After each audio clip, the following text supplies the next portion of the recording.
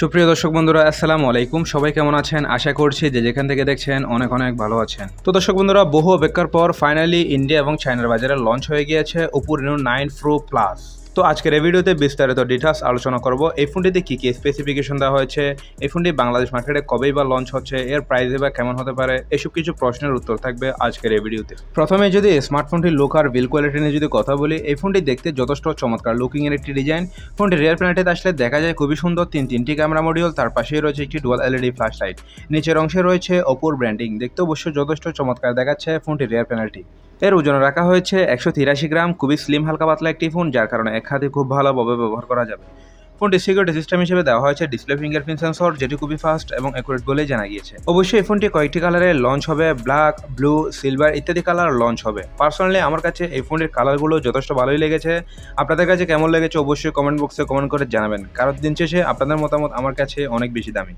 এবারে কথা বলা যাক এই ফোনটির ডিসপ্লে সেকশন নিয়ে। এর ডিসপ্লে হিসেবে দেওয়া হয়েছে 6.7 ইঞ্চির একটি ওএলইডি পাঞ্চল কাটিং এর ডিসপ্লে, যেটি কিনা ফুল এইচডি প্লাস রেজুলেশনের এবং HDR10 প্লাস রেজুলেশনের সাপোর্টেড। সাথে থাকছে 120 হার্জের রিফ্রেশ রেট এবং 394 পিপিআই ডেনসিটি। অবশ্যই এর ডিসপ্লেটি ওএলইডি পাঞ্চল কাটিং এর একটি কার্ভ ডিসপ্লে। তো দর্শক বন্ধুরা, এই ফোনটির ডিসপ্লে কোয়ালিটি কেমন হবে? সো আমি বলবো এখানে একটি ওএলইডি পাঞ্চল কাটিং এর কার্ভ ডিসপ্লে হওয়াতে ফুল এইচডি প্লাস রেজুলেশনের কোনো ধরনের শার্পনেসের কাছে একদমই ফিল হবে না। আর 120 হার্জের রিফ্রেশ রেট থাকার কারণে অনায়াসে টাচ রেসপন্সটাও ভালোভাবে পেয়ে যাবেন।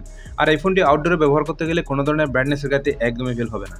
এর ডিসপ্লেতে দেওয়া হয়েছে 1000 নিটস ব্রাইটনেস। তো দর্শক বন্ধুরা, ওভারঅল বলতে গেলে এখানে একটি চমৎকার লেভেলের দুর্দান্ত ফ্ল্যাগশিপ লেভেলের ডিসপ্লে প্রোভাইড করছে এই ফোনে।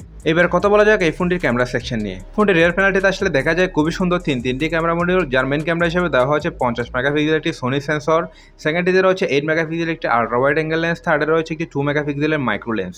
ফোনটি রিয়ার ক্যামেরা দিয়ে সর্বোচ্চ ভিডিও শুট রেকর্ড করা যাচ্ছে 4K রেজুলেশনে। ফোনটি সেলফি ক্যামেরা হিসেবে দেওয়া হয়েছে 32 মেগাপিক্সেলের একটি মেইন ক্যামেরা সেন্সর। এর সেলফি ক্যামেরাতেও সর্বোচ্চ ভিডিও শুট রেকর্ড করা যাচ্ছে ফুল এইচডি প্লাস রেজুলেশনে। ফোনটি রিয়ার ক্যামেরার মেইন সেন্সরে দেওয়া হয়েছে ওয়াইএস সাপোর্টেড।